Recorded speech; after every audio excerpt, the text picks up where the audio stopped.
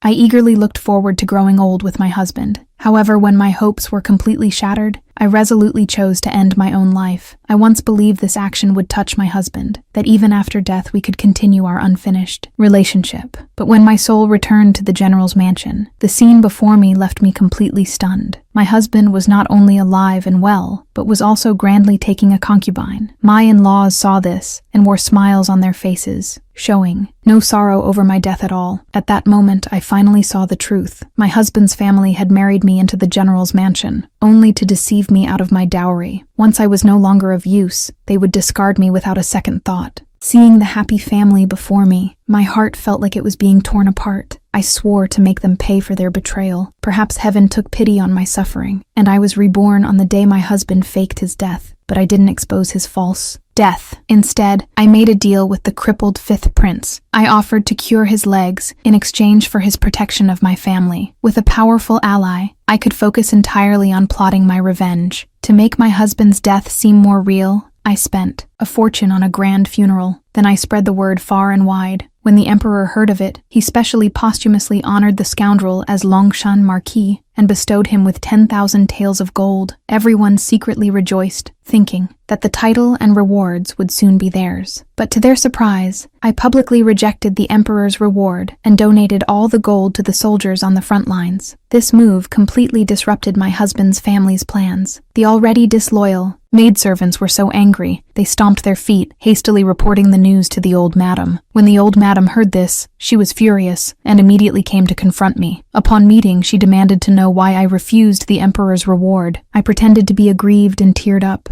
telling her that titles, gold, and jewels were all just material things. My husband had suffered at the frontier, constantly thinking of the soldiers there. Now I was donating all those material possessions, hoping that my husband's spirit would be comforted. The old madam was speechless after hearing this, but she still demanded that I go to the palace, saying that while I could give up the wealth, I must ask the emperor to return the title. At her words, I recalled how my family had fought for justice for my death in my past life, only for my husband to backstab them, accusing them of treason. In the end, he killed my entire family and burned our house to the ground. Now I would make my husband's family experience the same pain. So I pretended to agree to the old madam's request, but secretly vowed in my heart. Meanwhile, my husband remained unaware, entangled with the scheming woman, thinking that after the funeral, he could finally be rid of me and stay with his lover forever. But not only would I not let him marry the scheming woman, I would make sure he and his family ended up ruined. The day of the funeral soon arrived, and the old madam pretended to be heartbroken in front of everyone. But secretly, she had arranged for the maid to encourage me to commit suicide. Sure enough, at